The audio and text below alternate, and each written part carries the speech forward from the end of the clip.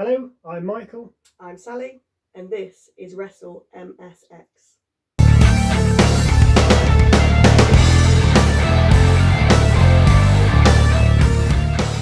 The show kicked off with Rhea Ripley making her way to the ring, right arm in a sling.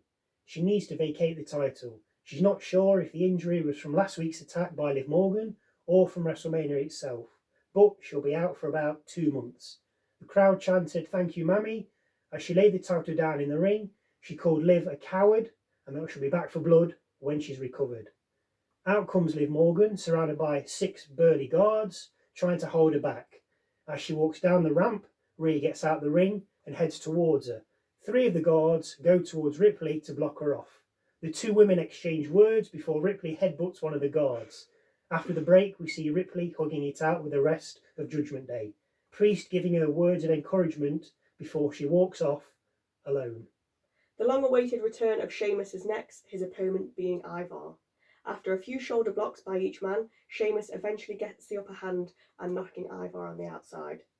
Ivar climbs to the top rope, to which Sheamus counters and climbs to the middle rope to hit White Noise.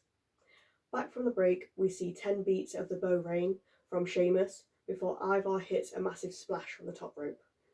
Blows are then traded before Sheamus lowers his knee pad to hit Ivar with the kneecap. Apparently Sheamus calls this move the kneecap. With Ivar dazed, the bro kick finds its mark and Sheamus picks up a victory. Game time. Triple H heads down to the ring and stands behind a table with what appears to be 2 belts on, covered by a cloth. Adam Pearce is alongside Trips and calls out Awesome Truth. They enter the ring and Triple H uncovers new World Tag Team Championship belts. With Triple H uncovering the belts as he did, it blows Truth's mind. He called Triple H a magician, Houdini, and even Tommaso Ciampa. Adam Pearce then went on to announce a World Tag Team Championship Triple Threat #1 Contenders match between DIY, New Day, and the Creed brothers. As the New Day made their way to the ring, the feed glitched out with a symbol, a picture, and a QR code appearing on screen. But more about that later. Back to the action. Xavier Woods, Johnny Gargano, and Brutus Creed started things off, with Creed not taking long to hit Woods and Gargano with a double clothesline. A little later, DIY jumped the ropes, only to be caught by the Creeds. New Day took advantage of this as they launched themselves over the top rope onto the Creeds and DIY, taking everyone out. The match was fast and frantic, no one really gaining the upper hand. Julius Creed hit 3 belly-to-bellies on anyone he could get his hands on before Ciampa dropped the elbow on Woods for the win. Women's tag team action next. Indy Hartwell and Candice LeRae against Maxine Dupree and Ivy Nile. As Hartwell and Candice made their way to the ring, Hartwell went for a high five, which Candice completely ignored.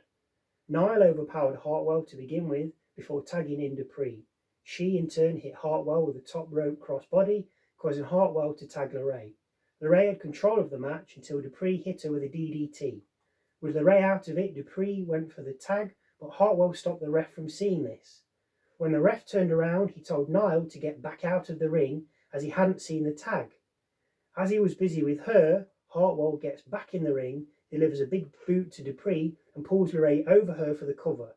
Hartwell gets back on the apron as the ref turns round and counts the pin and a win for Hartwell and LeRae. Backstage, Drew McIntyre kicked a TV.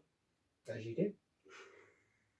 Damian Priest was then holding court with Judgment Day and told Dom to go and sort his Andrade problem out and to teach him a lesson that you don't mess with our crew. Priest then turned to Finn and said he needs to focus on tonight's match against Jey Uso. Andrade was out first in his match with Dominic Mysterio.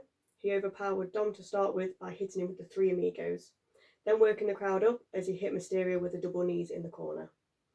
Dirty Dom turned it around when Andrade missed a top rope move by executing a Canadian Destroyer on the apron, an apt move considering where Raw was this week. Dom only managed a 2 count though. Andrade recovered and hit the message after stopping Dom's attempt at the 619. Andrade covered Mysterio for the win. JD, who'd come down with Dom, then got in the ring and started wailing on Andrade, along with Dom. Ricochet ran down for the save as Mysterio and McDonough made a sharp exit. Next, we see Jey Uso preparing for his match with Finn Balor. He said to the interviewer that he told Jimmy he should have come with him, but he didn't, then said he needs to concentrate on tonight's match. Back from the break, Chelsea Green and Piper Niven make their way to the ring. Their opponents, Caden Carter and Katana Chance. I thought a squash match was on the cards for Green and Niven, but no. After a crossbody from Piper on Carter, Chelsea rolled her up for the pin. We then hear from Liv Morgan saying her revenge tour isn't over and that Rhea Ripley got what she deserved. Cody was out next, praising Seth for being his shield and thanking him. He then turned his attention to The Rock. Apparently, The Rock had done a video on Sunday saying he'll make Cody bleed again. Cody's response, "If I'm going to bleed, you're going to bleed with me." Rhodes then invited main event Jey Uso to the ring. He offered to watch Jay's back in the next match against Balor, but Jey declined, saying he wants to do it alone. As Cody left the ring, he turned and said, "Oh Jay, one thing, until we yeet again." The crowd lapped it up. They then yeeted together and Cody left. Is yeeted even a word? I don't know. It's now. We then see Nia Jax being interviewed, basically saying the Women's World Championship title is hers. Back to the ring, and Finn Balor's music plays as Jay awaits in the ring. Balor attacks Jay from behind and dominates. Any offense Jay had, Finn had an answer. The Yeetmeister eventually turns it around and gains control. We then cut to Priest watching the action on a screen in the back and hear him say, "I think I'm going to say hello." Back to the action, and Balor has become the aggressor again, hitting Jay with a sling blade and climbing up to the top rope for the coup de grace. Jay manages to roll out of the way, spearing Finn, then going upstairs for the Uso splash. It connects. Jay then follows up with a pin and a win. At this point, Priest enters the ring holding his title aloft. As he does so, Jay faces off against him. But as he does, the rest of Judgment Day sneak in behind Jay and attack. Jay finally manages to catch a break and escape the ring, going through the crowd. The camera follows Jay through the fans, up the stairs and onto the concourse. We can continue to follow him all the way to the outside, where we come across Sami Zayn standing looking up at the building. "What are you looking at, Oos?" asks Jay. Sami replies, "I watched my first show in this building over 25 years ago, and I'm going in the same way as I did all those years ago." Now we follow Sami back through the concourse, down the steps, through the crowd and into the ring. Time for the main event. Chad Gable makes his way to the ring under a cloud of jeers and boos. This was not enough to put him off though, working over Sami's knee. Coming back from a break, we see Gable hitting an Olympic slam from the top rope, wiping both men out. Gable recovers quickest, hitting Sami with 2 German suplexes. Zayn stops the third, and repaid Gable by hitting him with 2 German suplexes. Gable is able to stop the third and hits his own German suplex before Zayn then hits another German suplex on Gable. As Zayn sets up for another one, Gable reverses and ends up behind Zayn, holding his waist, ready to deliver yet another German suplex, but Zayn counters. Then Gable counters, then Zayn counters. This went on for about 5 or 6 counters, then break away with Gable dodging an haluva kick and putting Zayn in an ankle lock. Zayn rolls through the ankle lock, with Gable being thrown out of the ring. He climbs the top rope, only for Zayn to counter the turnbuckle move with a powerbomb. With Chad now on the mat, Sami goes for a sharpshooter, but as he tries to lock it in, his knees buckle and he's unable to, after all the torment Gable gave Sami's knees. After reversing another ankle lock into a 2 count, Zayn hits an exploder on Gable, followed up by the haluva kick. Gable drops to the mat, Zayn covers, and retains his Intercontinental Championship.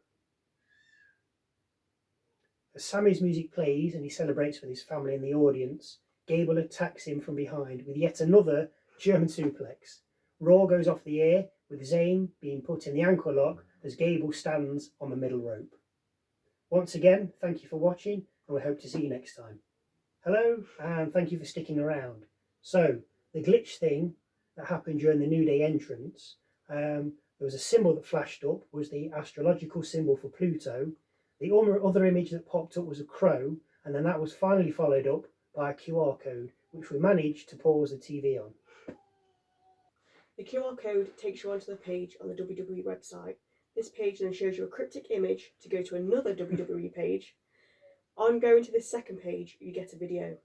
The video plays with the words, Time to wake up. Take my hand. Things will be better. Trust me. So basically, Y2J is coming back. Thanks again for watching, and again, we hope to see you again soon.